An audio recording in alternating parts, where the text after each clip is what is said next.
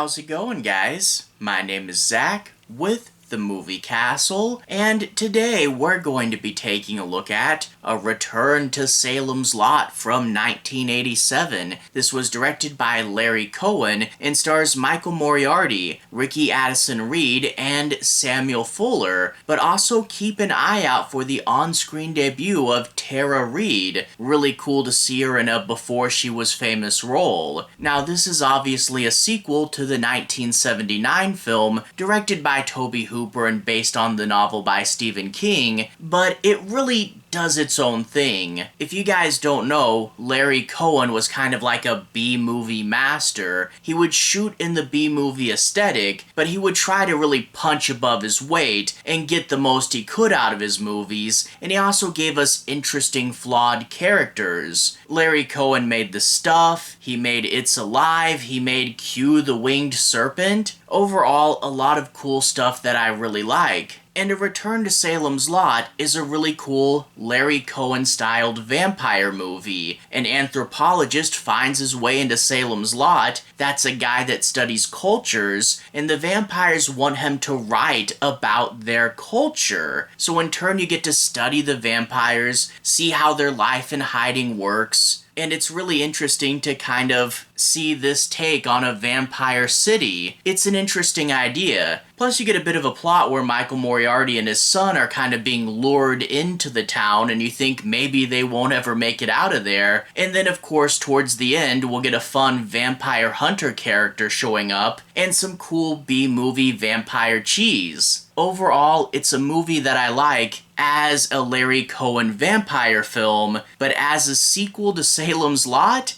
it doesn't quite work. The vampires in Salem's Lot were living corpses, and the vampires here just kind of look and act like normal people, and that's a huge contrast to those super creepy vampires from the Hooper movie. Salem's Lot was one of the creepiest films ever made, and this is kind of cheesy. It's an interesting idea, sure, but it really doesn't fit with the Tobe Hooper film, and other than the fact that it's a town called Salem's Lot taken over by vampires, there's not really much connective tissue. I mean, look at the box. They put Barlow on the box and Barlow dies in part 1. They couldn't put the new vampire leader on the cover. They had to lie to us. There's no Mark, there's no Ben, and Barlow doesn't come back. It really is a movie that does its own thing, and I kind of feel like this is another Halloween 3 Season of the Witch. If Halloween 3 was just Season of the Witch, it would have got a better initial reception. And I think people are starting to come around to Return to Salem's Lot, starting to see it as kind of more of its own thing than a proper sequel. And if you can do that, if you can put the first one aside and kind of view this as kind of a reimagining or something, if you can get on board with that, there is a lot to like here. But again, know going in that this isn't really a true Salem's Lot 2. All that being said, this isn't my favorite Larry Cohen film by any means. The movie feels a little bit too long, and I feel like if we got closer to that hour-and-a-half mark, the pacing would have been a little better. And there are a few awkward moments and a few moments that don't play out 100% right. So it's not perfect, but it is an interesting film for what it is, and I can recommend it to the right crowd. But all that being said, I do want to take a moment and do a bit of a deeper dive. I want to break down and analyze a few plot points and say my piece on the movie, but I'll be avoiding the end bits. So I'll try not to do any major spoilers, but from here on out, let's talk about the plot. We open up with Michael Moriarty doing his anthropology thing and studying a culture that's isolated from the rest of the world. There's a criminal literally getting his heart ripped out, and Michael Moriarty has to take the camera from the cameraman and film it himself, so you kind of get to see that he can detach a little bit for the sake of his work. However, he gets called back to the States from some emergency for his son. You see, Michael Moriarty's divorced, his son lives with his ex-wife, and he doesn't see him much, but it turns out it's just that he's being a juvenile delinquent, and they want him to stay with his father for a while to see if maybe the dad can break through. He's at first kind of adverse to this, but they say, hey look,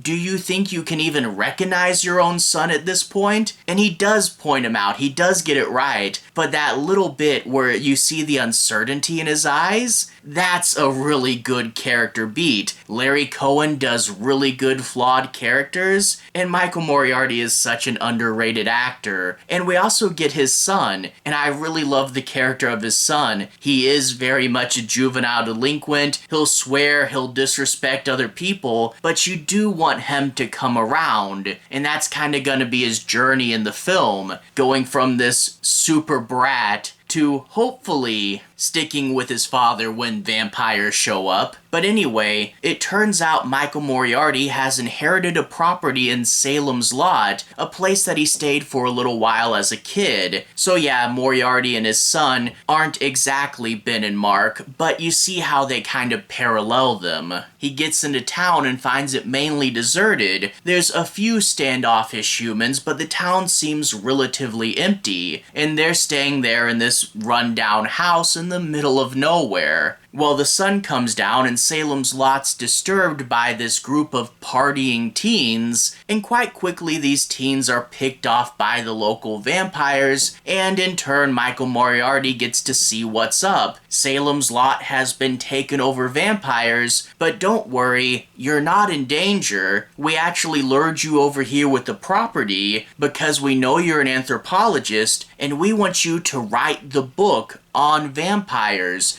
document and preserve our culture for us, and then we'll let you live. Sort of that uneasy bargain there. And I do like getting to see the vampire culture. I like that when the sun goes down, people start walking around at night like it's no big deal. I like to hear them talk about doing things like making drones to watch them in the daylight, and then drinking the blood of cows, but not so much that it kills them, because if they live, they'll make more blood for us, right? And it is cool to see this uneasy truth and him start to study them. That being said, I do wish this was pushed a little bit farther. I wish we got a ton more vampire rules, and I wish we could really sink our teeth into it. But for what it is, it's still pretty cool. But we also get the lure of this new life trying to pull them in, and to be fair, there are some awkward moments in this. When Michael Moriarty was a teenager back in the day, he had a crush on this older girl. Well, it turns out she was a vampire and still looks the same, so now it's Michael Moriarty as a grown man being tempted by this young woman to stay in town. And then we also have little tiny Tara Reid luring his son in, but it appears that maybe they want the son to join them as a vampire, and in turn we go from Michael Moriarty maybe losing his son in a more traditional way, and then dropping that to maybe losing his son in a supernatural way. Can he win his son back? And I do think maybe this would have been a little better if Michael Moriarty was even more of a scumbag, because as it stands you're kind of like, just run, just get out of there. And I get that he's tempted by both his old crush and wanting to do his job,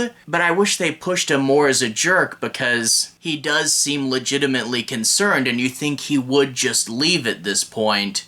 But whatever. I will say there is also some continuity errors. They talk about vampire history, and they talk about the ship the vampires came to America on, and how they've been here for like 300 years. And then also it's implied that his aunt that he inherited the house from, and also his crush back in the day, were already vampires when he was visiting. But assuming that Salem's Lot 1 and 2 take place around the time when they came out, that's only about an 8-year difference, and Michael Moriarty's grown up with a kid, so they seem to suggest that Salem's Lot was vampires for a lot longer than when Barlow arrived, which is just weird, and I don't think I buy that. Yeah, you could say for the really old ones, maybe they moved over when Barlow caused the town to fall, but this idea that Salem's Lot had always had vampires and they were just living quietly, I don't know if I buy that. But as I said, eventually things will start to heat up. You get Samuel Fuller here playing this really fun old man that wanders into town, and you're not exactly sure what's the deal with him, but when he finds out they're vampires, he's all too ready to hunt them.